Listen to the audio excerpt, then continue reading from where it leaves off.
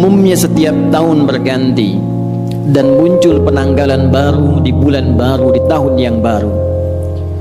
Sebagian aktivitas manusia ada yang melirik kepada waktu usia yang telah Allah anugerahkan untuk beraktivitas. Ada yang mengatakan saat ini saya telah berusia 15 tahun. Ada yang mengatakan saat ini saya berusia 20 tahun, 30 tahun, 40 tahun. Bahkan ada yang melebihi dari usia Nabi sallallahu alaihi wasallam saat diwafatkan Allah, kurang lebih 63 tahun. Apakah 70 tahun, 80 tahun, ataukah lebih daripada itu? Dan telah banyak di kisaran waktu yang Allah berikan, kesempatan yang Allah anugerahkan, kita isi dengan beragam aktivitas yang bahkan diiringi dengan perjuangan, keringat, darah, air mata, liku kehidupan yang telah dilalui, baik dalam kehidupan individual, di keluarga atau tingkat sosial yang lebih tinggi, dan segala aktivitas berdasarkan profesi yang telah bahkan tengah kita jalani.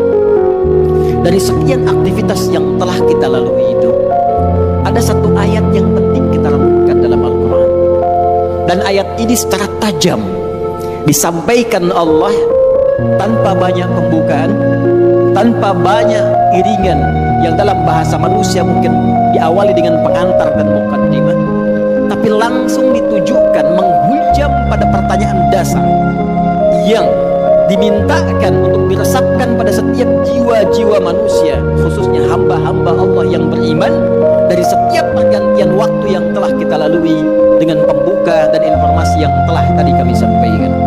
Quran surah ke-59 Al-Hasyr di ayat yang ke-18, Allah subhanahu wa ta'ala berfirman, Ya ayyuhalladzina amanu taqullaha wal tanzur nafsum ma qaddamat lighad wattaqullaha innallaha khabirum bima ta'malun. Hadirin, ayat ini dibuka dengan tegas oleh Allah subhanahu wa ta'ala untuk menghujamkan sebuah pesan yang dalam, khususnya ditujukan pada orang-orang yang telah menyatakan dirinya beriman kepada Allah subhanahu wa ta'ala. Dan berbahagianya kita semua, insya Allah, kita yang hadir di masjid ini, baik di area dalamnya, di luarannya, sekitarannya, insya Allah kita termasuk dalam golongan orang-orang beriman, karena panggilan Jumat dibuka dengan panggilan iman. Quran surah ke-62 Al-Jumu'ah dengan namanya di ayat yang ke-9 itu, Ya ayyuhalladzina amanu idza nudiya lis-salati bi yaumil jumu'ati fas'au ila dzikrillah. Panggilan Jumat dibuka dengan kalimat iman. Hei seluruh orang-orang yang telah menyatakan dirinya beriman kepada Allah subhanahu wa ta'ala, jika telah tiba seruan untuk menunaikan salat Jumat di hari Jumat itu, maka bergegaslah anda untuk berzikir. Ingat, persiapkan diri anda untuk menunaikan Jumat dengan sempurna. Jadi berbahagialah ketika kita hadir datang di Jumat ini. Bersyukurlah kepada Allah, karena iman kita masih diakui oleh Allah subhanahu wa ta'ala. Iman kita masih merespon panggilan Allah subhanahu wa ta'ala. Dari sekian hamba-hamba Allah, bahkan yang mengatakan dirinya beriman, sampai Jumat ini kita yang terpilih dan berada di masjid ini. Belum tentu orang yang mengatakan dirinya beriman kemudian bisa mudah untuk menunaikan ibadah Jumat ini. Tapi dari syukur yang kita dapatkan ini, hadirin sekalian, kembali kita dipanggil, disentuh dengan iman kita ini. Dalam ayat yang tegas Allah sampaikan di Quran surah ke-59 ayat 18 ini, Ya ayyuhalladzina amanu. Kalau kita tarik ke dalam suasana Jumat saat ini, hei jamaah-jamaah Jumat yang telah datang dengan panggilan iman itu, hei kalian yang telah menyatakan dirinya beriman kepada Allah subhanahu wa ta'ala. Bahkan dibuka dengan huruf ya, disebutkan 360 kali dalam Al-Quran. Huruf ya, harfun nida, itu digunakan untuk memanggil seluruh jarak yang ada. Nidaul qarib, nidaul mutawassit, nidaul ba'id. Ada 14 huruf nida dalam bahasa Arab. Ada a, ada ya, ada aya, ada wa, dan sebagainya. Tapi di Al-Quran hanya satu yang disebutkan, ya, karena huruf ya itu bisa mencakup seluruh fungsi panggilan dalam bahasa Arab. Dekat, menengah, jauh. Kalau disandingkan dengan kata iman, ya ayyuhalladzina amanu, Seakan Allah ingin mengatakan, hei seluruh pemilik iman tanpa kecuali. Alladzina disebutkan 1080 kali dalam Al-Quran, mencakup seluruh kalangan tanpa kecuali, besar, kecil, tua, muda, sepanjang dia merasakan dan mengakui dia punya iman. Kata Allah, hei para pemilik iman, yang mungkin diantara kalian kualitas imannya beda-beda. Ada yang kalian imannya kuat sehingga kedudukannya merasa dekat denganku. Jangankan dipanggil dalam salat fardu, bahkan sebelum datang fardu tergerak menunaikan salat sunnahnya.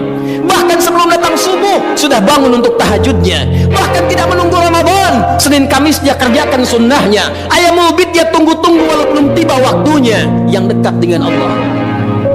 Ada yang biasa-biasa mutawasit menengah, salat nunggu fardu, puasa nunggu Ramadan, tapi iman masih melekat dalam dirinya walaupun keadaannya di tengah-tengah hubungannya dengan Allah Subhanahu wa taala.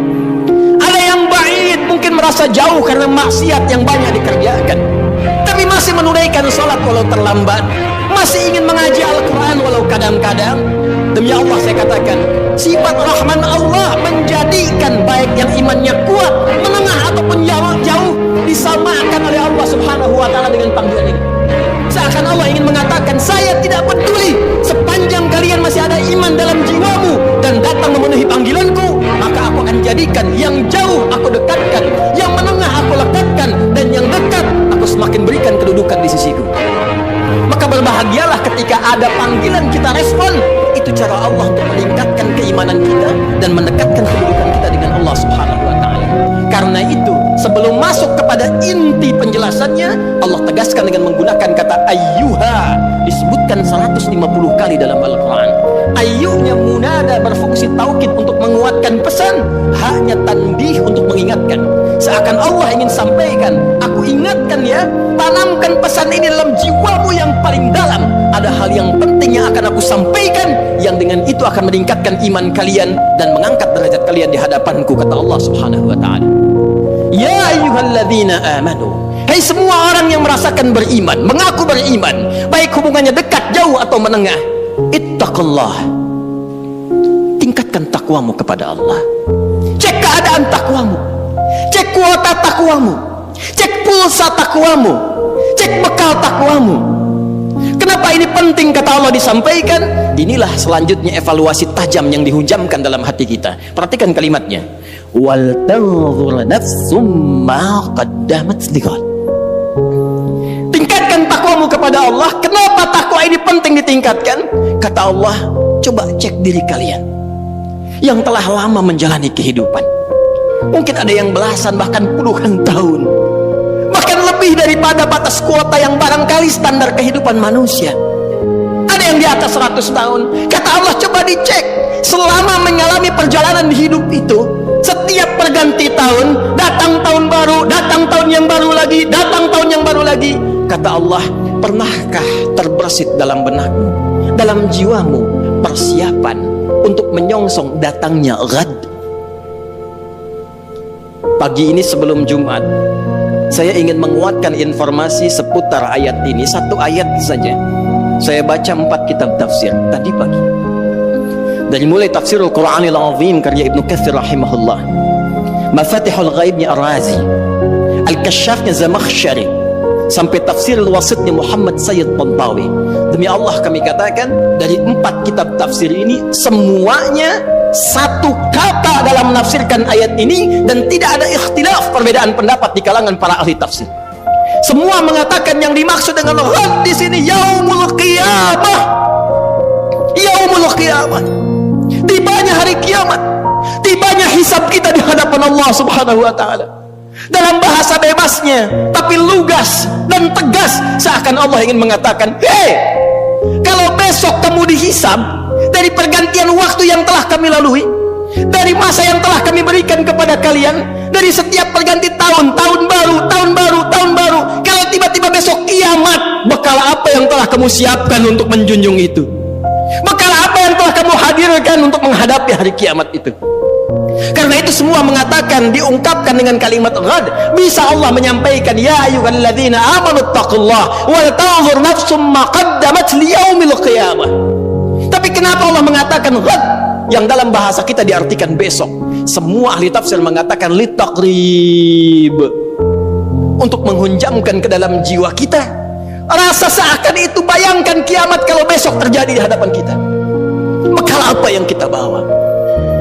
Duhai Anda yang hadir di Jumat ini, yang telah menghasilkan dan mengumpulkan dari sekian banyak waktu yang Allah berikan kepada Anda, ragam harta benda yang sudah Anda koleksi, rumah yang luas, kendaraan yang begitu membentang dengan ragam yang sangat luar biasa, pakaian yang bagus-bagus, perhiasan yang melekat di tubuh. Demi Allah saya katakan, kalau Anda wafat di hari ini, bagaimana hisab Anda di hadapan Allah Subhanahu wa ta'ala? Kalau kiamat terjadi besok, apa persiapannya kata Allah? Dan kiamat terkecil itu kematian. Kiamat terkecil kematian. Quran surah ke-32 di ayat ke-11. Qul yatawaffakum malakul mautil ladzi wukila bikum.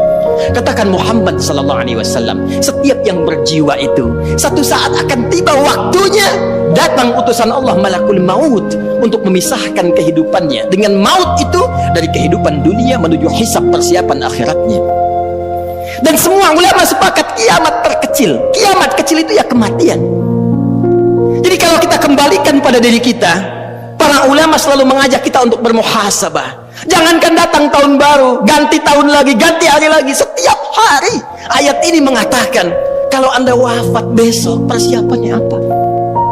Bahkan kalau kita diwafatkan hari ini, apa persiapan hisab kita di hadapan Allah Subhanahu wa ta'ala? Karena itu yang paling menarik, untuk menghunjamkan renungan ini dalam jiwa kita, Allah menyebutkan kalimatnya langsung dengan menggunakan kata nafsun, dan bentuknya tidak menggunakan alif lam. Wal tanzur nafsum ma qaddamat lighad. Kalimat nafsunnya tidak menggunakan alif lam, nakirah. Kata para ulama tafsir, kalimatnya tidak menggunakan alif lam untuk memberikan kesan dan pesan kepada kita. Kalau ingin bagus dalam introspeksi, kalau ingin benar dalam muhasabah, lepaskan dulu seluruh kecenderungan dunia kita, kemudian tanyakan pada hati kita yang paling dalam, sudah benarkah cara hidup kita sampai dengan detik ini? Itulah rahasianya kenapa di ayat ini kata nafsun tidak menggunakan alif lam. Seakan-akan Allah ingin mengatakan pada kita, coba merenung sejenak. Bukan dengan kembang api itu, bukan dengan petasan itu, bukan dengan pesta itu, tapi dengan jiwa Anda, dengan hati Anda, dengan kolbu Anda, dengan jiwa yang Allah berikan kepada kita. Cobalah kemudian sejenak saja, sepersekian menit kita diam sejenak, tanyakan pada jiwa kita, istafti qalbak, kemana hidup kita ini? Sudah benarkah puluhan tahun saya beraktivitas? Sudah benarkah puluhan tahun ini misi yang saya emban? Sudah benarkah jalan hidup saya? Bagaimana kalau sekarang saya wafat?